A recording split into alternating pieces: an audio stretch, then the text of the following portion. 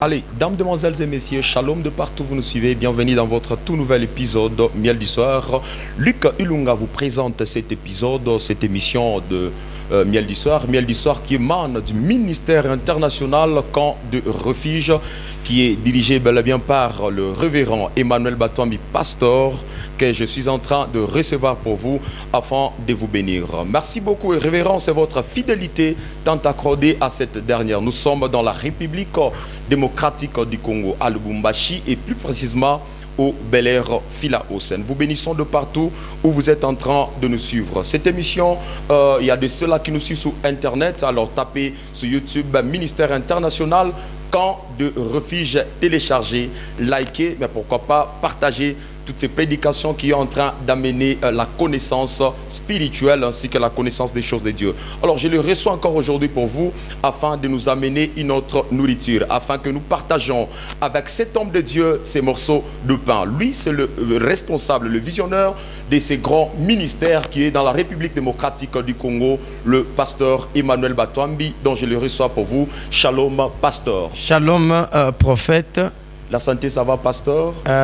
Oui, le Seigneur nous fait grâce. Le Seigneur nous fait grâce. Nous rendons gloire à Dieu de votre vie, homme de Dieu. Amen. Merci d'avoir accepté de bénir tous ces peuples de Dieu qui sont en train de nous suivre de partout. Nous sommes au service du Tout-Puissant. Nous sommes au service du Tout-Puissant. Mais pasteur, autrefois, vous étiez en train d'expliquer, vous étiez en train d'affirmer, mais aussi de mettre ensemble les Écritures qui étaient en train d'affirmer que Christ est Dieu le Père et Christ est Dieu. Puisque vous étiez en train autrefois d'expliquer Ephésiens chapitre 4, le verset 6, je crois que ces téléspectateurs étaient ensemble avec nous. Alors je vais demander aujourd'hui encore à tous ces téléspectateurs qui nous suivent de partout, de prendre votre carnet, n'oubliez pas votre stylo, mais à côté de votre Bible, car nous voulons décoller avec cet homme de Dieu. Pasteur, vous avez la parole. Merci beaucoup, prophète. Je crois que la fois passée, lorsque nous étions en train d'expliquer les Écritures, très bien. Nous étions dans le livre de Matthieu, chapitre 16, le verset 13e. C'est là que Jésus lui-même pose la question. Il dit, qui dit-on que je suis? Moi, le Fils de l'homme. Alors, il a voulu avoir, les avis de gens sur lui-même qui était Jésus-Christ. Parce que lorsqu'on ne connaît pas bien qui est Jésus, on ne pourra pas bien l'adorer. Parce que adorer Jésus ou adorer Dieu, c'est avoir la connaissance de ces dieux-là. Vous allez comprendre que à Matthieu chapitre 2, lorsque Jésus-Christ lui-même est né, lorsqu'il est né, les mages avaient l'information. Les mages ont vérifié où est-ce que Christ devait naître. Ils avaient l'information, c'est comme ça qu'ils se préparent pour aller adorer. Mais aussi Hérode leur dit, allez prendre les informations exactes. Parce qu'on ne peut pas adorer sans information. Pour adorer, il faut avoir l'information. Et qui est-ce que nous adorons? Parce que nous disons Dieu veut dire objet d'adoration. Dieu, c'est celui qu'on adore. Alors, dire que Christ est Dieu, je ne me contredirai pas, prophète. Je l'ai dit la fois passée, je continue encore à le dire. Et j'ai encore autant d'écritures que je vais donner pour affirmer et confirmer que réellement Jésus-Christ est Dieu et Jésus-Christ est le Père. Voilà. Alors, nous étions en train de parler sur Ephésiens chapitre 4, le verset 6, où la Bible dit, est-ce qu'on peut relire cette écriture? Ephésiens chapitre 4, le verset 6. Oui. La Bible dit, un seul Dieu est le Père de tous. Un seul Dieu est le Père de tous. Merci.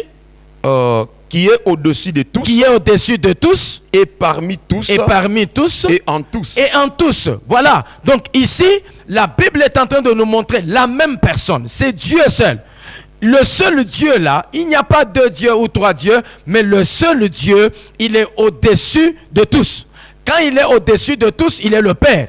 Quand il est parmi tous, il est le Fils. Et quand il est en tous, il est l'Esprit ou le Saint-Esprit. C'est ça que les gens sont en train de confondre.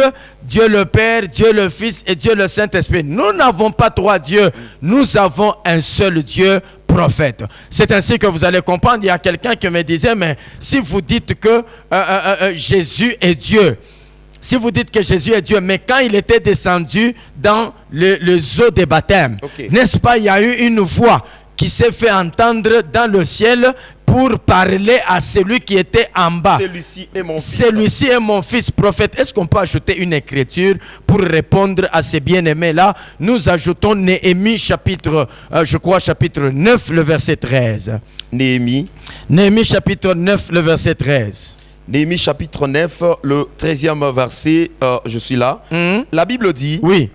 Tu descendis sur la montagne de Sinaï. Prophète, écoutez. Tu descendis sur la montagne de Sinaï. Ça veut dire qu'il s'agit de Dieu. Il est descendu. Il est déjà sur la montagne. La montagne n'est pas, prophète, la montagne de Sinaï, ce n'est pas au ciel. C'est sur la terre. C'est sur la terre. Mais ici, il est descendu sur la terre. Et puis, quand il parle, il est où? Tu leur parlas du haut des cieux. Mais prophète, c'est extraordinaire ça. Hein? Il est descendu, il est sur la montagne. Mais quand il parle, il est en train de parler à partir du ciel. Vous comprenez? C'est la même personne qui est descendue et c'est la même personne qui est en train de parler. Parce que les choses spirituelles, c'est spirituellement qu'on en juge, prophète. Et d'ailleurs, si nous voulons vraiment renchérir cette idée de Jésus-Christ qui est Dieu, parce que, en tout cas, il y a des discussions presque partout. Est-ce qu'il est Dieu ou il est fils de Dieu? Non, écoutez, il est Dieu. Il est Dieu. Il est Dieu. Il est Dieu. Il est le Père. Il est le Père. Il est le Père. Prophète, nous prenons Apocalypse chapitre 1er, le verset 8e. Apocalypse chapitre 1er, le verset 8e, la Bible dit, oui. Je suis l'alpha et l'oméga, dit le Seigneur Dieu. Qui parle? Ici, c'est l'Éternel qui est en train de parler. C'est l'Éternel qui est en train de parler. Qu'est-ce qu'il dit? Il dit, je suis l'alpha et l'oméga. Je suis l'alpha et l'oméga. Dit le Seigneur Dieu. Oui. C'est lui qui est, qui était et qui vient, le Tout-Puissant. Le Tout-Puissant. Prophète, vous comprenez cette écriture. Ici, celui qui est en train de parler, c'est Dieu lui-même. Il dit, je suis l'alpha et l'oméga, le premier et le dernier, celui qui était, celui qui est et celui qui vient. C'est ça Dieu lui-même qui est en train de parler. Mais prophète, est-ce que nous pouvons prendre maintenant une autre écriture pour comparer avec cette écriture de Apocalypse chapitre 1er, le verset 8e. Nous allons maintenant dans le livre des Hébreux. Hébreux chapitre 13. Prenons Hébreux chapitre 13. Nous pouvons lire le verset 8e. Le verset 8e. Hébreux 13, le verset 8e, la Bible dit, Jésus-Christ est le même hier, aujourd'hui et éternellement. Prophète, est-ce que vous comprenez comment est-ce que les Écritures s'acclament? Parce que les Écritures ne se contredisent pas. Les Écritures s'acclament et les Écritures sont en train de se soutenir. Là-bas, en Apocalypse chapitre 1er, le verset 8, la Bible, c'est Dieu qui est en train de parler. La Bible dit qu'il est le premier et le dernier, le même hier, aujourd'hui et éternellement. Mais là, c'est Dieu qui est en train de parler. Mais Hébreu nous dit que Jésus est le même hier, aujourd'hui et éternellement. Mais pourquoi ne pas dire que c'est lui-même là, Jésus, qui est Dieu le Père? Et là-bas, en Apocalypse chapitre 1er, le verset 8, à la fin, on dit le Tout-Puissant. Le Tout-Puissant. On dit le Tout-Puissant. Vous voyez, prophète, c'est ainsi que nous sommes en train de montrer qu'en réalité, Jésus-Christ est Dieu. Jésus-Christ est Dieu. Il est le Dieu tout-puissant parce que c'est lui le créateur. Prophète, lisons encore Genèse chapitre 1er. On appelle des témoins là-bas. Très bien. Lisons encore Genèse chapitre 1er. Genèse chapitre 1er. Le verset 1er, ça peut nous aider. Le verset 1er, la Bible dit, au commencement, Dieu créa le ciel et la terre. Au commencement, Dieu créa les cieux et la terre. Allons maintenant en Hébreux chapitre 1er. Donc, En Genèse chapitre 1er, le verset 1er, au commencement, Dieu créa les cieux et la terre. Ok. Et maintenant, Hébreux chapitre 1er, prenons le verset 7. Hébreux chapitre 1er, le verset 7, la Bible dit, Oui. de plus, il dit des anges, Oui. celui qui fait des anges de vent Oui. et de serviteurs une flamme de feu. Ok. Mais il dit au Fils. Il a dit au Fils, mais prophète, qui est en train de parler ici? Mais ici, c'est Dieu qui C'est parle. Dieu qui est en Maintenant- train de parler. Merci. Dieu est en train de parler. Maintenant, il parle au Fils. Ok. Quand il parle au Fils, qu'est-ce qu'il lui dit? Il dit au Fils, Uh-huh. ton trône, Ton trône, ô Dieu, est éternel. est éternel. Le sceptre de ton règne Uh-huh. est un sceptre d'équité. D'équité, allons-y. Tu as aimé la justice Oui, et tu as haï l'iniquité. voilà. C'est pourquoi, C'est pourquoi, ô Dieu, ton Dieu, mais prophète, mais ici c'est qui parle, qui c'est parle? une tautologie, pasteur. Mais c'est Dieu qui parle à Dieu. Dieu qui parle à Dieu. Mais c'est ça, prophète. Comment expliquer que Dieu peut parler à Dieu? Mais Dieu peut parler à Dieu parce que dans la Bible, Dieu prie Dieu et Dieu parle à Dieu. Je vous ai fait voir ça la fois passée. C'est mirobolant. Mais c'est ça, prophète. Je vous ai dit, quand Dieu est en train, quand il parle avec Moïse, Moïse qui lui dit, fais-moi voir ta gloire. Mais Dieu lui dit, écoute, je vais faire passer ma bonté devant toi. Et puis, toi, tu me verras, mais par derrière. Mais Dieu commence à crier. Je suis en Exode chapitre 34. Très bien. La Bible dit, Dieu dit ceci. Éternel, Dieu compatissant, miséricordieux, lent la colère, riche en bonté. C'est Dieu qui parle. Il parle à qui? Il parle à Dieu. Dieu parle à Dieu. Mais ici, il est en train de parler au Fils. La Bible dit, c'est toi. Quand il parle au Fils, il lui dit, ton trône, ô Dieu. Mais prophète, Dieu appelle Jésus Dieu. Dieu appelle Jésus. Jésus Dieu. Parce que Jésus est Dieu. Jésus est Dieu. Oui. Mais Continuez d'abord les Ok, Écritures. on continue avec Continuez d'abord. les Écritures et après nous venons avec une préoccupation Merci. sûrement qui est dans le téléspectateur. Merci. Ton Dieu t'a oint d'une huile de joie Oui. au-dessus de tes égaux. Ah Et encore, Oui. toi, Seigneur, tu as au tu commencement as au fondé la terre commencement fondé la terre et le ciel, sont l'ouvrage de tes mains. de tes mains. Ah, prophète, mais ça c'est extraordinaire. Dans le livre de Genèse chapitre 1er, le verset 1er, au commencement, Dieu créa le on ciel. voit Dieu qui est en train de On créer. voit Dieu qui est en train de créer. La Bible dit Dieu au commencement, Dieu créa les cieux et la terre. Vous comprenez? Mais ici, en Hébreu chapitre 1er, c'est Dieu maintenant qui nous définit qui a créé. Pasteur. Qui est ce Dieu-là qui a créé? Donc Dieu définit les créateurs. Pasteur. Ici, Dieu est en train de dire, c'est toi au commencement qui a fondé la terre et les cieux sont l'ouvrage de tes mains. Il parle à qui? Il parle au Fils. Ce Fils, c'est qui? C'est Jésus. Alors, le Créateur, c'est qui? Le Créateur, c'est Jésus-Christ. Le Créateur, Et si c'est le Jésus. Créateur, c'est Jésus-Christ, c'est Jésus qui est Dieu, prophète. Merci beaucoup, pasteur.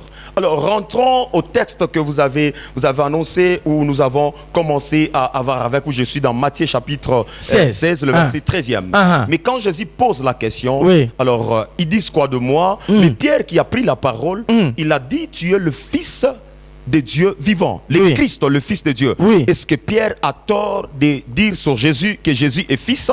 Parce qu'aujourd'hui, vous venez de nous dire que réellement Jésus est Dieu, mais Pierre qui marchait avec Jésus nous dit que Jésus est le Fils de Dieu. Comment expliquez-vous cette allégorique des choses? Prophète, comment vous appelez le Fils de l'homme? Vous l'appelez le Fils de l'homme, il est qui? Le Fils de l'homme. Oui. Mais c'est un homme. C'est prophète, le Fils de l'homme c'est un homme. Wow. Si le Fils de l'homme c'est un homme, le Fils de Dieu c'est Dieu lui-même. Parce que Jésus lui-même, il vous dit, je suis sorti du Père. Très bien, prophète. Jésus est sorti du Père. Fantastique. Si Jésus est sorti du Père, ça veut dire qu'il était dans le Père. Mais ce qui sort du Père, ça veut dire que cela est sorti du Père, ça ressemble au Père, ça a la nature du Père. C'est pour cette raison, prophète, vous allez comprendre que lorsque Ève est en train de sortir de Adam, Adam va dire, voici cette fois-ci l'os de mes os et la chair de ma chair. Mais quand Dieu vient, il dit, voici, hein, ils ne seront plus deux, ils sont un. prophète. Wow. Ils sont un. Ça signifie que Ève était en Adam. Parce que, prophète, mais nous pouvons même définir. Vous savez, nous avons ces Adam-là qui engendre Ève. Et Adam qui engendre Ève devient une seule chair avec Ève. Okay. Vous comprenez, prophète? Okay. Ça veut dire quoi? Dieu, comme étant le créateur. Comme étant le créateur. Je vous ai expliqué ceci en disant que dans le jardin, lorsque l'homme a péché, il fallait que l'homme soit racheté par son proche parent. Ça veut dire que le proche parent devait se donner à la place de celui qui a péché là. Mais le proche parent d'Adam dans le jardin, c'est Dieu. C'est Dieu. C'est Dieu qui venait visiter Adam dans le jardin. Vous comprenez, prophète? Parce que Adam, il est le fils de Dieu. Ok.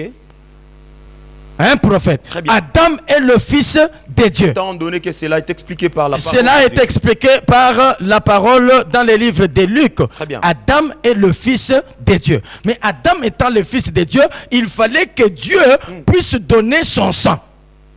Vous comprenez? Il fallait qu'il puisse donner son sang. Dieu peut avoir un sang. Voilà. C'est même ça la raison. Parce que pendant ce temps, il fallait que Dieu donne son sang pour les péchés, pour effacer les péchés, ces péchés-là d'Adam.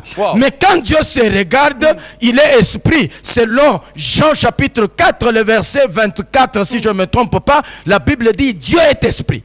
Alors Dieu étant esprit, il n'a pas de sang parce que l'esprit n'a pas de sang, prophète. Qu'est-ce qu'il fait parce qu'il n'a pas de sang?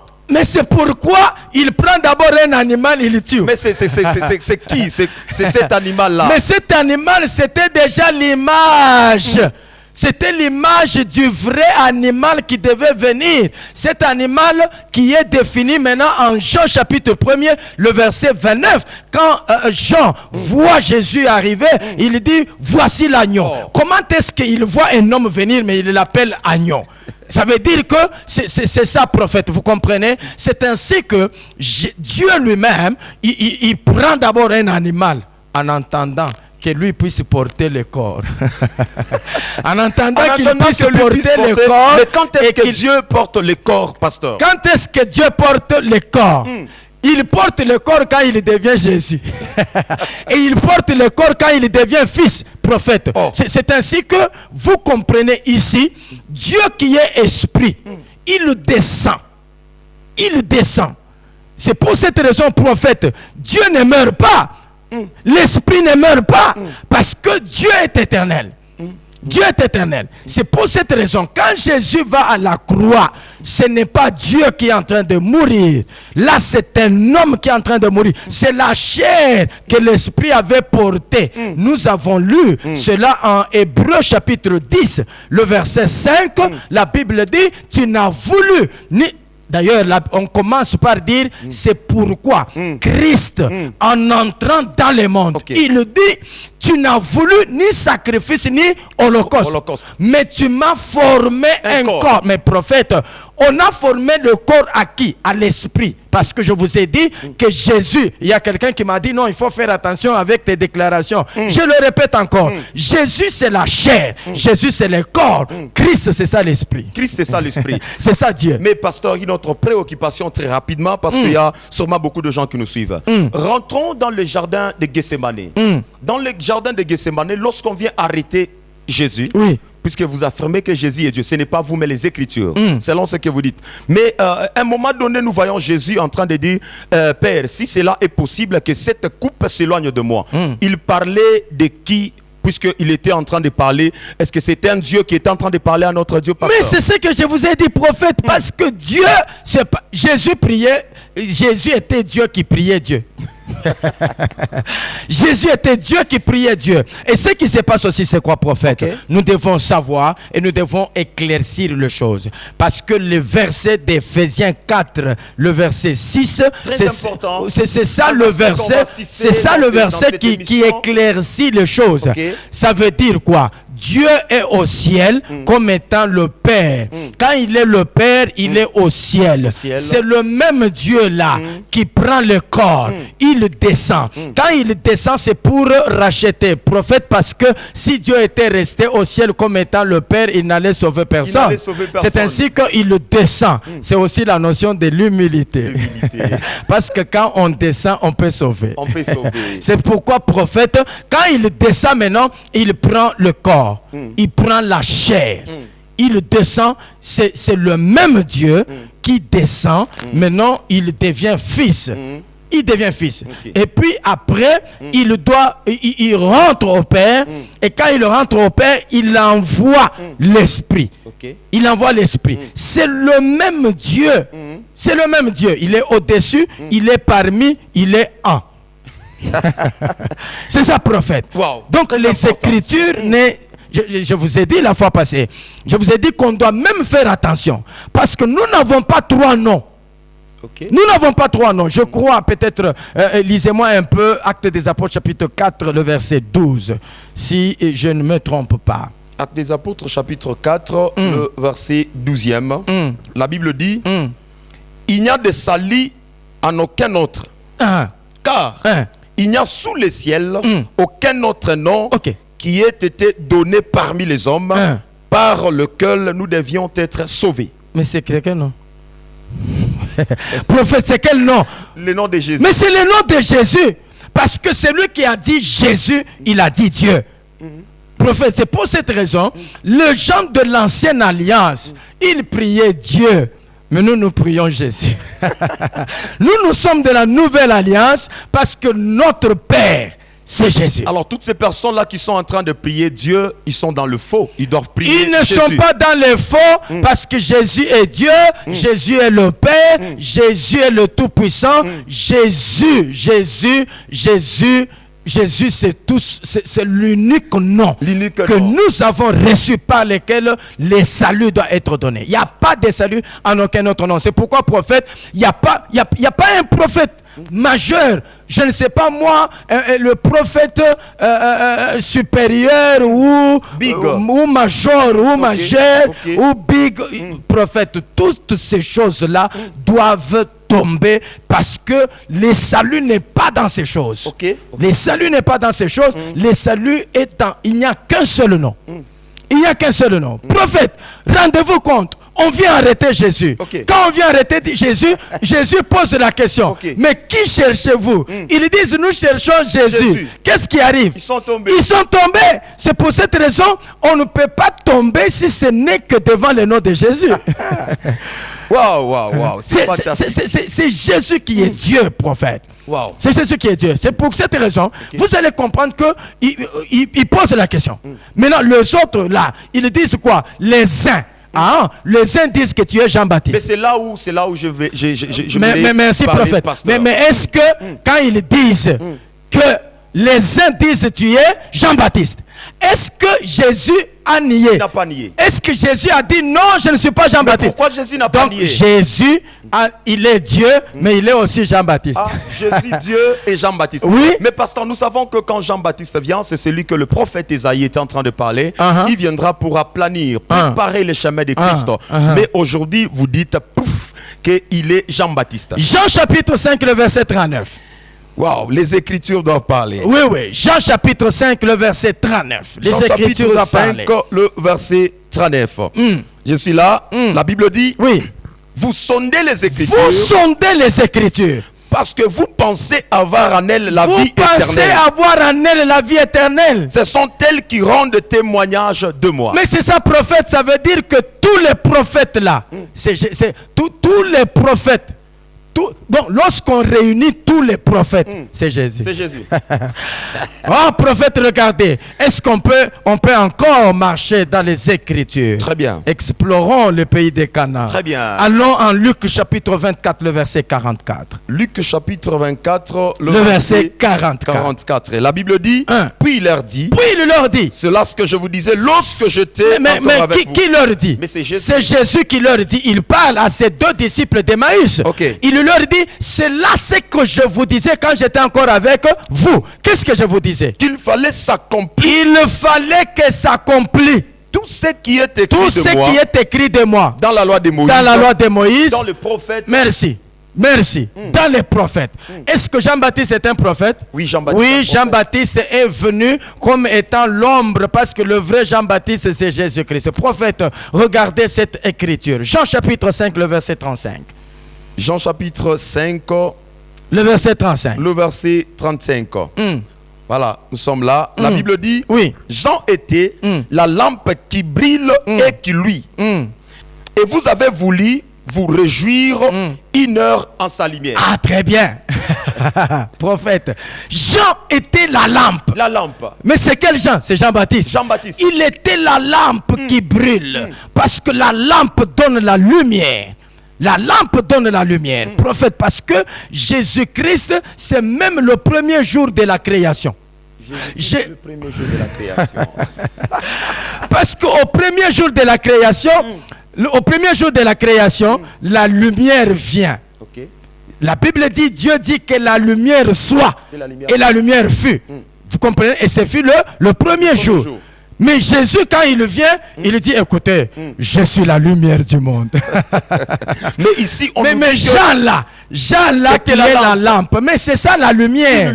Mais c'est ça la lumière, prophète. Jean qui est la lampe, ça veut dire que Jean est la lumière. Mais Jésus vient, il dit, écoutez, je suis la lumière. Si vous avez appris de Jean qui est la lampe, c'est moi qui suis la vraie lampe parce que je suis la lumière. Et d'ailleurs, vous savez aussi qu'en 2 Samuel, lorsque les gens veulent aller en guerre, pour attaquer leurs ennemis, Israël est en train de partir, David sort aussi, c'était le temps où David était roi, David sort aussi pour aller en guerre, mais les gens disent non, nous ne pouvons pas accepter de partir avec toi, toi tu dois rester, parce que si toi on te tue, on a éteint la lampe d'Israël. Wow, mais David était la lampe. Pourquoi prophète? Parce que le prophète c'est une lampe. Le prophète c'est une lampe. Le prophète c'est une lampe. Vous savez pourquoi prophète? Parce qu'en Matthieu chapitre 6, Jésus définit l'œil comme la lampe du corps. Il définit l'œil parce que le prophète fonctionne avec l'œil, l'oreille et la bouche. Mais pasteur, pour aujourd'hui, faute de temps, alors, très chers téléspectateurs, téléspectatrices, comprenez qu'aujourd'hui, alors nous allons jeter l'encre à cet épisode, mais prochainement, n'oubliez pas de nous suivre. N'oubliez pas aussi de nous suivre sur YouTube. Tapez Ministère International, Camp de Refuge, téléchargez, likez et partagez aussi massivement ces prédications qui sont en train. Vous avez compris ensemble avec moi, on n'a pas assez de temps, mais il y a la matière qui est en train d'écouler. Pasteur, résumé dans 2 phrases, c'est quoi ce que vous venez de parler aujourd'hui? Merci, prophète. Aujourd'hui, nous sommes en train de dire que Jésus-Christ est Dieu. Jésus-Christ est Dieu. Il est le Dieu Tout-Puissant. Il est le Père éternel. Moi, je crois que c'est ça que je peux dire. Au commencement, Dieu créa le ciel et la terre. Mais Hébreux chapitre 1er, le verset 8, 9, c'est Dieu qui parle à Jésus lui disant, au commencement, c'est toi qui as fondé la terre et les cieux sont l'ouvrage de tes mains. Le même qui a créé au commencement, c'est ça, Jésus-Christ qui est le créateur. Sans oublier que nous venons de chiter avec le pasteur en affirmant, pas lui, mais les Écritures, en disant qu'il est aussi Jean-Baptiste. Et c'est là, c'est très prochainement. Alors, soyez nombreux à nous suivre de partout où vous êtes. Que Dieu vous bénisse abondamment. Vous allez comprendre que cette émission, c'est une émission qui nous amène à la loi et au témoignage. C'est une émission qui amène l'ombre, mais aussi l'explication. Alors, n'oubliez pas aussi d'appeler, d'écrire, je ne sais pas, vos préoccupations au pasteur à ces 2 numéros affichés au bas de vos petits écrans. Et c'est là que nous suivons depuis Internet. N'oubliez pas, envoyez vos messages, envoyez vos questions, posez vos questions massivement au pasteur et cela fera notre grande joie. Nous vous retrouvons très prochainement avec le même et réel plaisir. D'ici là, portez-vous bien chez vous. Ciao.